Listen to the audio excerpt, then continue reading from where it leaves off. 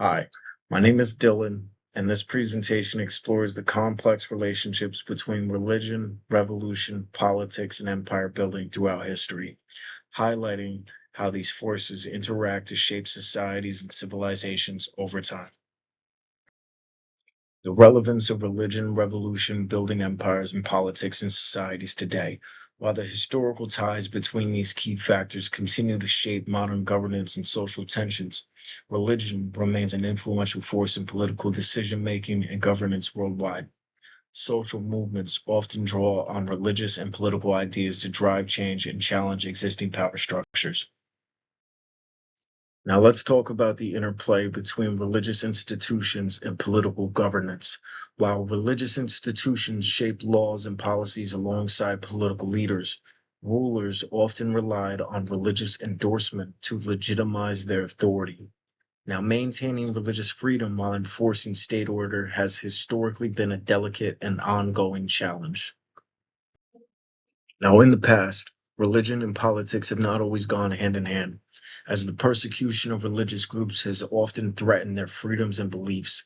While such oppression frequently sparked political resistance and uprising against state control, these struggles exemplify the complex balance between liberty and authority introduced earlier. Now, after speaking on religious persecution, I think it's only right to mention Christianity and the Roman Empire. See, Christianity originated in the Roman province of Judea.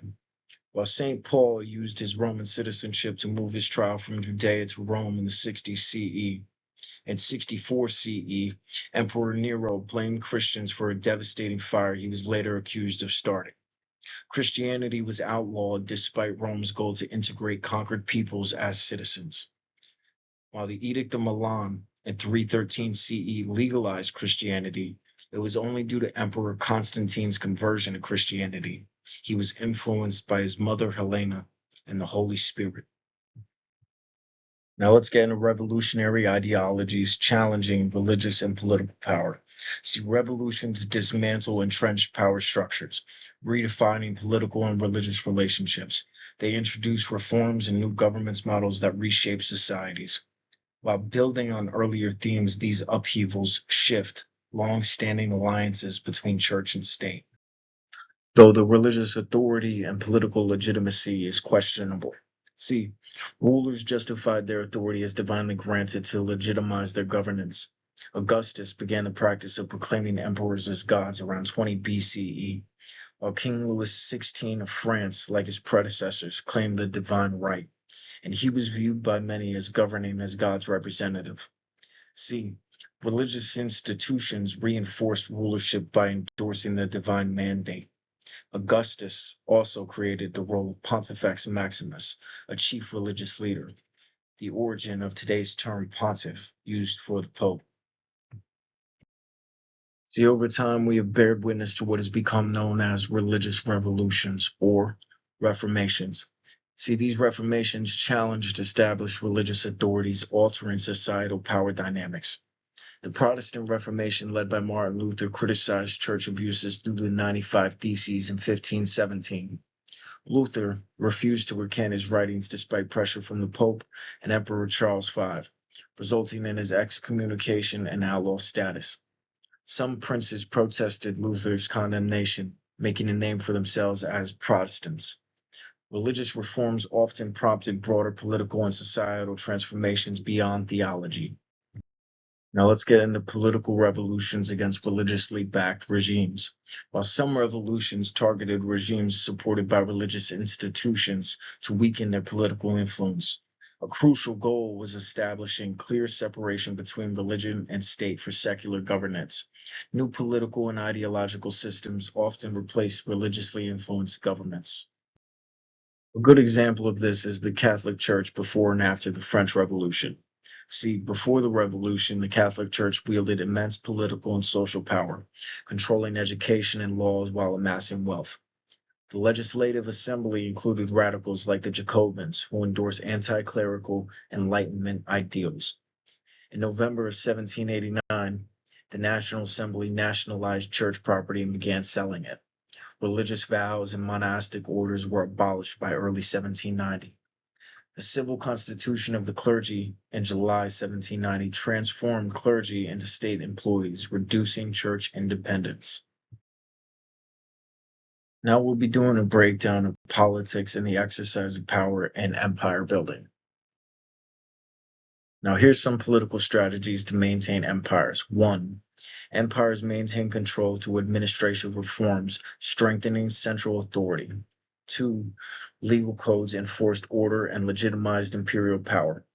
Emperor Justinian of 527 to 565 CE rewrote Roman law in the Corpus Juris Civilis Justinian Code, which influences civil law today in some countries. And 3, control of economic resources and infrastructure, such as aqueducts, roads, bridges, and harbors, as this was vital to Rome's success and stability. Now, here's an empire that did things a little differently. See, their political ambition superseded any religious theology that they had.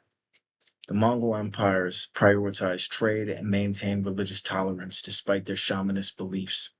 They cooperated with foreign religious leaders to effectively govern diverse populations.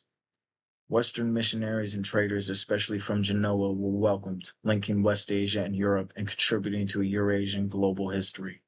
The Mongols attempted to introduce paper money in Persia to facilitate commerce, though it failed. To reduce the risk of costs of caravan trade, the Mongols formed merchant associations called Ratag, pooling resources for large caravans. In the next couple of slides, we'll be breaking down the tensions and conflicts among religion, power, and revolution.